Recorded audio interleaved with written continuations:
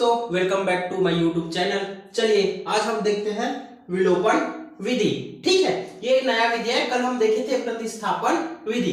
ये क्वेश्चन आप लोग अच्छे से पहले नोट कर लीजिए अपने कॉपी में, क्योंकि क्वेश्चन लंबा है तो मैं इसको मिटा के आपको आगे बताऊंगा। ठीक है, ऋचा और नैना मतलब हमें दो लोग मिल गए हैं, जिसमें से पहले वाले को हमें x मानना है और दूसरे वाले को हमको y मानना है। ठीक है, चलिए स्टार्ट करते हैं। हल माना ऋचा के पास टॉफियों की संख्या x है तथा नैना के पास टॉफियों की संख्या y है तब। ठीक है, इतना हमने मान लिया। एक को मैंने माना x और दूसरे को माना हमने y।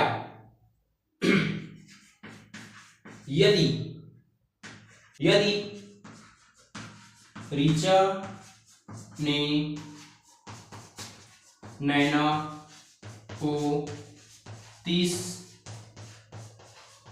टॉफियां देती है तो। ठीक है, अब ऋचा 30 टॉफियां नैना को दे देंगे तो ऋचा के पास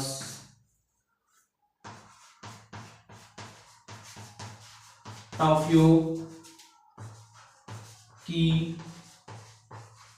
संख्या एक तो हो जाएगा आपका 1 माइनस 30। जो देते हैं वो माइनस में चले जाएंगे क्योंकि उसके पास कुछ बचेंगे नहीं, और जो रहते हैं उसके पास एक्स्ट्रा जुड़ जाएंगे तो वो प्लस में चले जाते हैं। अब नैना के पास टॉफियों की संख्या कितना हो जाएगा इसके पास y प्लस 30। चलिए आगे देखिए प्रश्नानुसार। ठीक है, यहाँ पे ऋचा जो है नैना को 30 टॉफियां दे देती है। अब जो नैना के पास टॉफियां है वो ऋचा से 2 गुनी ज्यादा है, तो ये हो जाएगा आपका 1 माइनस 30। ये ऋचा के पास की टॉफियां है और नैना के पास है y प्लस 30। ठीक है जी, तो नैना के पास जो टॉफियां है ऋचा से कितनी गुनी है? 2 गुनी। एक बार वापस सवाल जाके देख लीजिएगा। चलिए अब इसको हम हल करते हैं। ये 2 का अंदर गुणा करूंगा तो 2x और ये 30 दूनी कितना हो जाएगा आपका 60। ये हो जाएगा आपका y प्लस 30। ठीक है, y को इधर पक्षांतर करेंगे और 60 को इधर, तो हो जाएगा 2x माइनस y। ये प्लस में था, इधर आके क्या हो जाएंगे माइनस, बराबर 30। अब ये माइनस इधर जाके क्या हो जाएंगे जी आपका प्लस, तो हो जाएगा 2x माइनस y बराबर 60 और 30 कितना होते हैं 90। ये हो जाएंगे आपका समीकरण नंबर 1। इतना समझ में आया? चलिए अब यदि नैना ऋचा को 10 टॉफियां देती है तो। अब नैना दे रहे हैं ना इस बार, याद रखिएगा। ऋचा के पास टॉफियों की संख्या, अब ऋचा ले रहे हैं तो प्लस में चले जाएंगे 1 प्लस 10। ठीक है, दूसरा कंडीशन नैना के पास आ जाएगा। नैना के पास टॉफियों की संख्या, अब ये दे रही है तो माइनस में चले जाते हैं, y माइनस 10। चलिए आगे अब ये हो जाएगा प्रश्नानुसार।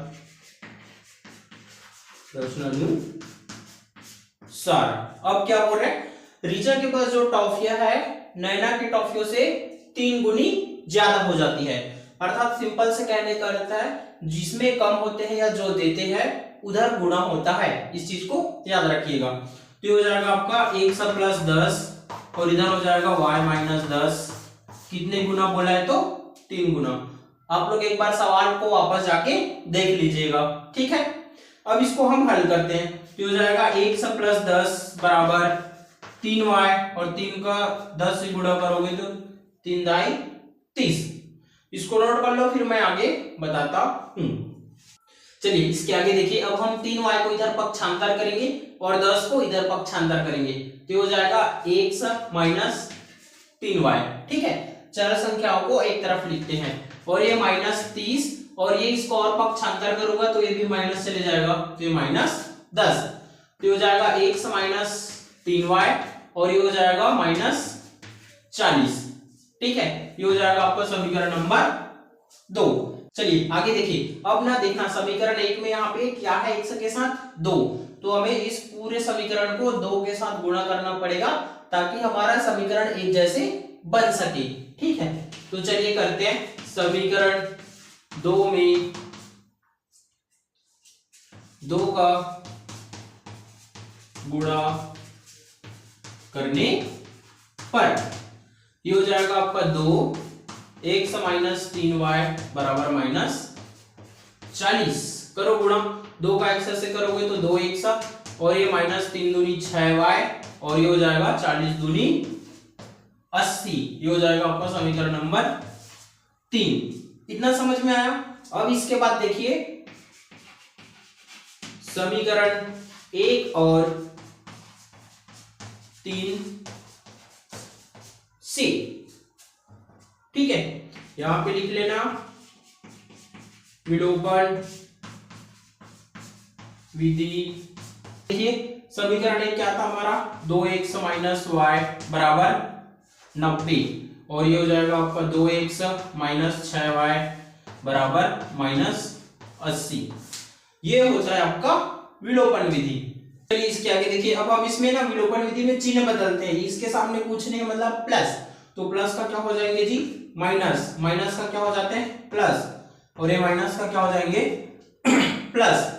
ये दोनों आपस में प्लस माइनस में कट जाते हैं और ये अब देखिए इसका अस्तित्व नहीं रहता है, तो ये 6y में से 1y घटा दोगे तो आपके पास बचेगा 5y और इधर अब ये इसका अस्तित्व नहीं है तो ये जुड़ जाएगा 90 और 80, ठीक है जी 170। आगे देखिए अब इसमें ये हो जाएगा y 170/5, क्योंकि जो संख्या गुणा में रहता है वो पक्षांतर के बाद भाग में आ जाते हैं।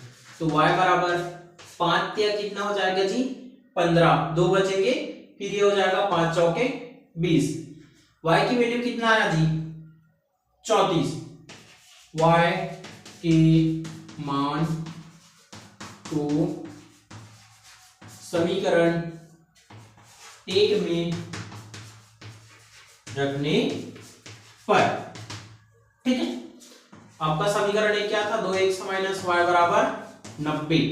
तो हो जाएगा 2x माइनस y का मान रखो कितना है जी 34 और ये हो जाएगा आपका 90। ये हो जाएगा 2x, इसको पक्षांतर करो, ये माइनस में इधर आके क्या हो जाएंगे प्लस में, तो हो जाएगा 90 प्लस 34, ठीक है। तो ये 2x 90 और 34 कितना हो जाएगा जी आपका 124। चलिए आगे देखिए, अब 2 को पक्षांतर करेंगे तो x बराबर 124/2, x बराबर 2 छक्का 12 और 2 दूनी 4, ठीक है। तो x किसको माने थे हम, ऋचा के पास टॉफियों की संख्या को, और y किसको माने थे हम, नैना के पास टॉफियों की संख्या को। चलिए अतः ऋचा के पास टॉफियों की संख्या 62 तथा नैना के पास टॉफियों की संख्या 34 होंगे। ठीक है, चलिए एक और दोस्तों, ये सवाल आपने प्रतिस्थापन विधि में कर चुके हैं, लेकिन जब भी ऐसे आपको दो समीकरण दिया हो तो आप इसको विलोपन विधि से भी कर सकते हो। चलिए इसको करके देखते हैं। आपकी इच्छा, आपको जो भी विधि आपको सरल लगे आप उस विधि से कर लीजिएगा, लेकिन एक चीज याद रखना, विलोपन विधि में दोनों समीकरणों को बराबर करना रहता है, पहला पद को, और उसके बाद कटाना रहता है। बहुत ही आसानी से सीख जाओगे। चलिए इसको करते हैं।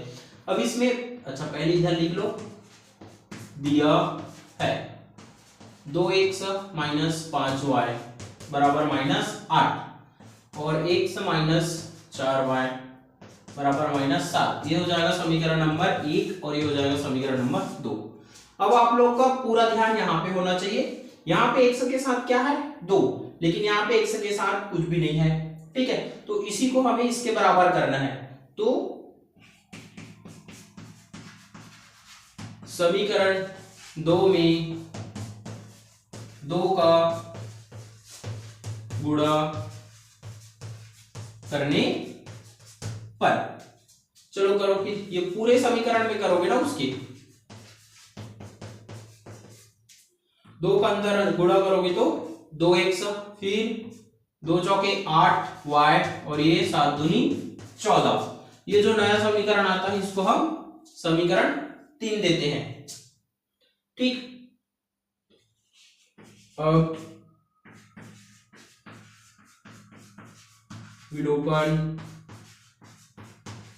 विधि से समीकरण 1 और 3 से, अब क्योंकि ये पहला पद दोनों का मान बराबर हो गया। ठीक, इसको नोट कर लो, फिर मैं बताता हूं आगे। चलिए अब आगे देखिए, ये दोनों समीकरण मैंने आपस में लिख दिया। ठीक है, अब ध्यान से देखना, विलोपन में क्या करते हैं, चिन्ह बदलते हैं। पिछले सवाल में भी बताया था, ये प्लस है तो इसका क्या बन जाते हैं माइनस, ये माइनस है तो इसका क्या हो जाते हैं प्लस, और ये माइनस है तो इसका क्या हो जाते हैं जी प्लस। ये माइनस और ये प्लस आपस में एक दूसरे से कट जाएंगे। जैसे ये चिन्ह लगता है, सामने वाला ऊपर वाला का चिन्ह अस्तित्व में नहीं रहते। तो 8y में से 5y घटा दोगे तो आपके पास कितना बचेगा 3y, और ये 14 में से आप 8 घटा दोगे तो कितना बचेंगे आपके पास 6। ठीक है, तो y का मान आ जाएगा आपके पास 6/3, क्योंकि 3 इसमें गुणा में है, पक्षांतर करोगे तो भाग में चले जाएंगे। 3 एकम 3, 3 दूनी 6, y का मान हो जाएगा जी आपका 2। प्रतिस्थापन विधि में भी 2 ही निकले थे। इसके आगे लिख लेना, अब y के मान को समीकरण 1 में रखने पर, क्या था आपका समीकरण 1, 2x माइनस 5y बराबर -8। ठीक है, y के मान रखो तो हो जाएगा 2x माइनस 5, y का मान मिला मेरे को 2। समझ में आ रहा है ना, आवाज साफ साफ सुनाई दे रहा है। चलिए आगे देखो, 2x 5 दूनी कितना हो जाएगा जी आपका 10, ये हो जाएगा -8। अब इसका पक्षांतर करूंगा, ये माइनस में इधर आके क्या हो जाएंगे प्लस, तो हो जाएगा -8 और +10, तो हो जाएगा 2x बराबर 10 में से 8 घटाओगे कितना बचेगा 2, तो x बराबर 2/2। फाइनल x की वैल्यू 2 एकम 2, x की वैल्यू क्या प्राप्त हुआ 1। आपका विलोपन विधि में भी वही उत्तर आया, प्रतिस्थापन विधि में भी वही उत्तर आया। अंतर सिर्फ आप में इतना है, विलोपन विधि में दोनों समीकरण को आपस में बराबर करते हैं। देखिए पहले पद को आपस में बराबर करते हैं कटाने के लिए, ताकि जो बचेगा उसका मान आ सके। प्रतिस्थापन विधि में एक समीकरण से मान निकाल के दूसरे समीकरण में करते हैं। अब आप सवाल अपने तरीके से बनाइएगा, जो आपको जो विधि पसंद आएगी उस विधि से बनाइएगा। ठीक है, चलिए दोस्तों अब हम लो आगे देखते हैं प्रश्नावली 2। प्रश्नावली 2 का पहला सवाल, ठीक है, ध्यान से देखते रहिए। इसमें हमें दो ऑप्शन दिया गया है, अ और ब। इन दोनों मानों को इन 4 सवाल में एक एक करके रखना है और बताना है कि अ सही है कि ब सही है, ठीक है। इसमें से मैं एक आप लोगों के लिए कर देता हूं, बाकी आप लोग करिएगा, ठीक है। चलो स्टार्ट करते हैं।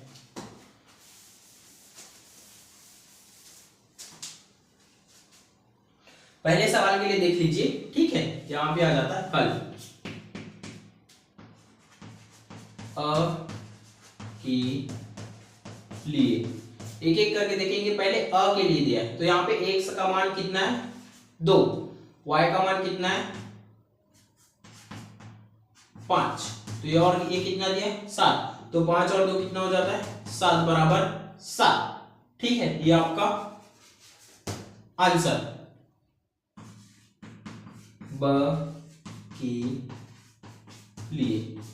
अब इसको ब के लिए रखो, x का मान दिया है -1, इसी में रखना है 2 बार। अ के लिए पहले रखोगे फिर ब के लिए, तो x का मान -1 और y का मान दिया है आपको +3 और इधर 7, तो 3 में से 1 घटाओगे तो 2 और ये 7। चूंकि 7 ये इसके बराबर नहीं आए, इसमें क्या बोला गया, कौन दिए गए समीकरणों के हल है।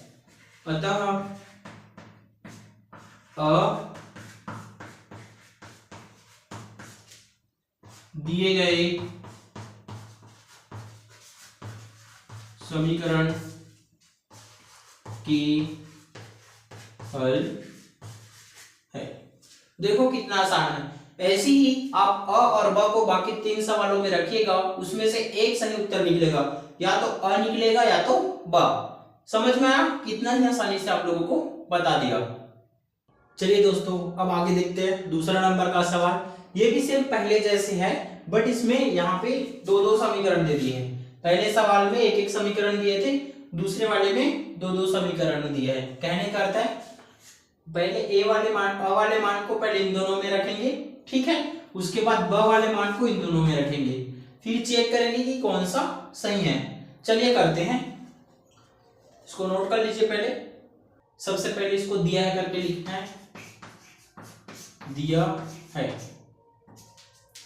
2x + 5y = 1, और आपका दूसरा दिया है 2x + 3y = 3। इसको माना समीकरण नंबर 1, इसको माना समीकरण नंबर 2, ठीक है, ठीक है। अब समीकरण 1 के बाएं पक्ष से, ठीक है, बाएं पक्ष में चलिए मान रख देते हैं हम लोग। ये हो जाएगा आपका 2x + 5y, मान रखो। यहां पे आ जाएगा x के वैल्यू कितना दिया है, यहाँ पे a के लिए देख रहे हैं ना हम लोग, तो हो जाएगा 3, और ये 5, y का वैल्यू कितना दिया -1, 3 दूनी कितना हो जाएगा जी आपका 6, प्लस माइनस का क्या होता है -5 एकम 5, तो 6 में से 5 घटाओगे तो आपको क्या मिलेंगे 1, जो हमारे समीकरण 1 के दाएं पक्ष में है। यहां लिख सकते हो आप बायां पक्ष बराबर दायां पक्ष। कहने का सिंपल अर्थ है आपका बायां पक्ष और दायां पक्ष आपस में बराबर आ गए समीकरण 1 के लिए। अब हम लोग देखते हैं समीकरण नंबर 2। समीकरण 2 के बाएं पक्ष से,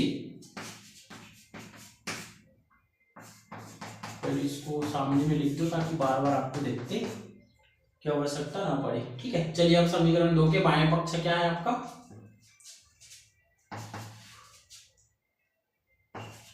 2x + 3y। चलिए मान रखते हैं ये 2, x का मान कितना है 3, y का मान -1, वापस 3 दूनी कितना हो जाएगा 6, प्लस माइनस का -3 एकम 3, 6 में से 3 घटाओगे कितना बचेगा आपके पास 3, जो कि हमारे समीकरण दूसरा में भी है। इसमें भी क्या आया आपका, बायां पक्ष बराबर दायां पक्ष। दोनों कहने का मतलब अ का मान जो है समीकरण 1 और समीकरण 2 में उनका दायां पक्ष और बायां पक्ष आपस में बराबर है। इधर लिख लेना, अतः x बराबर 3 y बराबर -1 समीकरण का हल है। ठीक है, समीकरण 1 की बायां पक्ष से। ठीक है, अब हम लोग बा के लिए देख रहे हैं, इस चीज को याद रखिएगा। x बराबर 1/2 y बराबर 1/3। ठीक, चलिए रखते हैं। बायां पक्ष बराबर 2x प्लस 5y। x का मान रख दो 1/2, 5 y का मान कितना है जी आपका 1/3। ठीक है, तो ऊपर गुणा हो जाएगा 2 एकम 2 और ये ऊपर गुणा हो जाएगा 5 एकम 5 और ये 3, तो 2 एकम 2 और ये हो जाएगा 5/3। इतना समझ में आया। अब इसके इधर 3 गुणा हो जाएगा तो 3 एकम 3 और ये 5 का 5 और ये 3, अर्थात कहने का मतलब है 8/3। जो बायां पक्ष का मान है वो दाएं पक्ष के मान के बराबर नहीं आए। ठीक है, अब इसका कि बाएं पक्ष से x बराबर 1/2 y बराबर 1/3, y बराबर 3। चलिए मान रखते हैं बायां पक्ष 2x प्लस 3y। x की वैल्यू यहाँ पे क्या है जी 1/2, y की वैल्यू है आपका 1/3। ऊपर गुणा करो 2 एकम 2, नीचे 2 का 2 रहेंगे। वैसे 3 का गुणा करो 3 एकम 3, नीचे 3 ही रहेंगे। 2 एकम 2 1 आया, 3 एकम 3 यहाँ भी 1 आया, तो 1 और 1 जुड़ जाएगा तो कितना आएगा जी 2। जो हमारे समीकरण 2 में यहाँ पे दिया है 3 आना चाहिए था, यहाँ पे 2 आया। यहाँ लिख लेना, अतः x बराबर 1/2 y बराबर 1/3 समीकरण का हल नहीं है। देखिए के लिए। ठीक है, बाकी देखते हैं कल। वापस कहूंगा, यदि वीडियो पसंद आए तो शेयर कर देना, सब्सक्राइब कर देना और बेल आइकन की घंटी को जरूर बजा दीजिएगा। मिलते हैं कल। ठीक है।